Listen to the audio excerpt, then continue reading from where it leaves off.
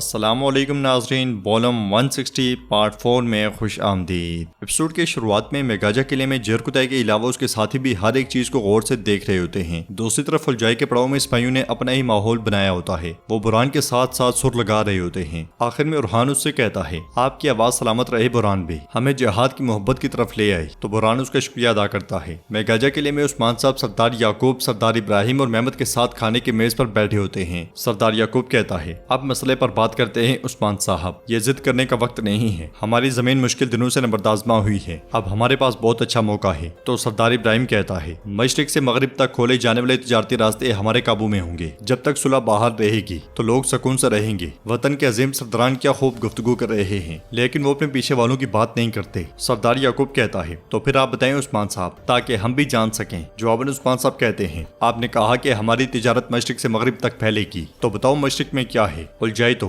अलखानियों ने आले सल्जूक के खात्मे को यकीनी बनाया, हमारे कबाइल को तबाह किया, हमारी औलादों को कत्ल किया। अब तुम उनके साथ तिजारत करते हुए अजीम बनना चाहते हो। हाँ, उलझाइतों का जिक्र सुनकर उलझाई को बहुत गुस्सा आता है। उस्मान साहब मजीद कहते हैं, अच्छा तो मगरिब में क्या है। बजंतीन ने कुछ अर्सा पहले हमारी सरजमीन पर सुलभी फौज को ठहराने की कोशिश की। उन्होंने हमारी औलादों को कत्ल किया। उनके साथ ना तो सुलह ना कोई मुआहिदा यकीनी हो सकता है। लगता है आप इस सरजमीन को कुफार के हाथों में देना चाहते हैं। तो मेहमद कहता है, हमारे सामने कोई भी नहीं टिक सकता उस्मान साहब, आप परेशान ना हो। फिर सरदार इब्राहिम कहता है, ये सब जो आप बता रहे हैं माजी बन चुका है उस्मान साहब, गुजर गया, माजी बन गया। माजी को देखकर मुस्तकबिल के लिए जदोजहद ना करने वाले ना बने, या तो हमारे साथ एक हो जाएं या फना हो जाएं। हम आपको तिजारत नहीं करने देंगे। ये सुनकर उस्मान साहब मेज पर हाथ मारते हुए कहते हैं, अगर आप मुझे इजाजत देंगे तो आप बुज़दिल होंगे। तुम्हारी चलाई जाने वाली ये मुहिम मुर्दा बन चुकी हुई बाज़ंतीन को जिंदा करने के लिए है। हमें खत्म करने का मौका ढूंढने वाले उलझाइतों को मौका देने के लिए है। नहीं, मैं आपको अपने मुल्क को इस हालत में लाने की इजाजत नहीं दूंगा। सरदार याकूब गुस्से से कहता है, तुमसे इजाजत मांग कौन रहा है। हमने जो करना था किया,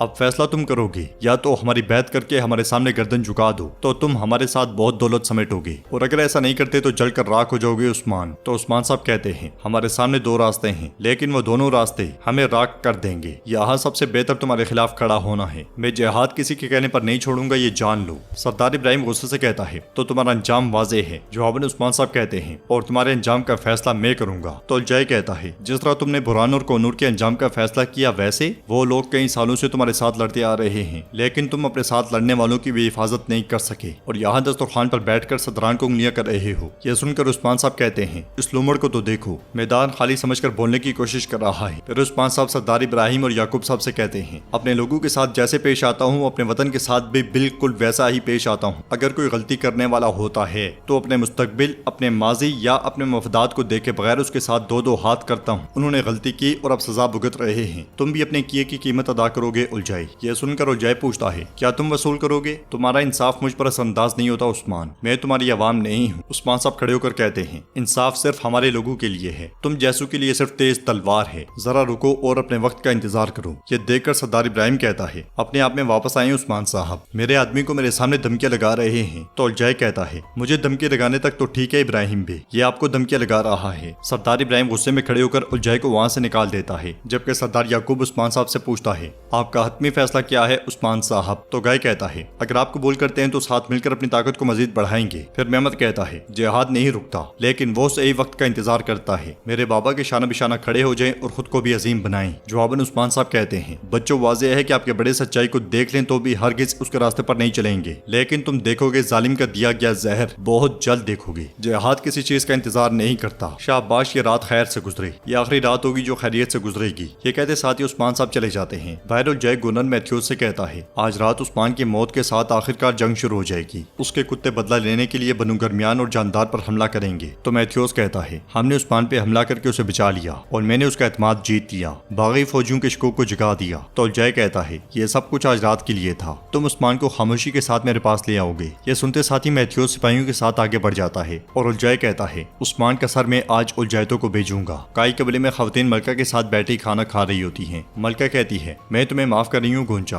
तो गोंचा कहती है, हमने माफी के लायक कुछ किया भी नहीं है। फिर मलका होलोफेरा से कहती है, तुम्हें भी माफ कर रही हूँ। होलोफेरा भी कहती है, आपसे माफी मांगने की हमारी कोई नीयत नहीं है। तो मलका कहती है, अब हम इस सरजमीन पर तमाम दुश्मनों के खिलाफ मुत्तहिद होंगे। बाला खातून पूछती हैं, ऐसा ही है, लेकिन अभी मेरा दिमाग मुंतशिर है, दुश्मन है कौन। गवर्नरों के साथ तो आप एक हो चुकी हैं। मलका होलोफेरा की जानिब देखते हुए कहती है, दस्तरखान पे होलोफेरा के होते हुए भी तुम मुझसे दुश्मन के बारे में पूछ रही हो वाला। क्या होलोफेरा भी बाज़ंतीनी नहीं है? इसका मतलब कि तमाम बाज़ंतीनी दुश्मन नहीं है। जो हमारे मिजाज को समझते हैं वो दोस्त हैं और बाकी दुश्मन। जवाबन बाला खातून कहती है होलोफेरा इस खानदान की बेटी है, ये हमारी बेटी है। अब चूंकि हम दोस्त हैं मलका खातून, तो फिर मेरे बेटे की जान लेने की कोशिश करने वाले काजी रुकनुद्दीन को कत्ल करके उसकी जगह जाली काजी को मुसल्लत करने वाले गद्दार को तलाश करने की जरूरत नहीं है क्या? अगरचे हम दोस्त बन गए हैं, क्या उस गद्दार ने मेरे बेटे की जान लेने की कोशिश नहीं की? तो मलका कहती है हम भी बहुत तशवीश में हैं कि यह गद्दारी किसने की। यह सुनकर गोंजा कहती है कौन कर सकता है? अलाउद्दीन को कौन क्यों मारना चाहता है? तो होलोफेरा कहती है इंसाफ पर यकीन न रखने वाला शख्स ही ऐसा कर सकता है। काजी अलाउद्दीन को बेकसूर ठहराकर बरी कर देगा ये जानने वाला कोई।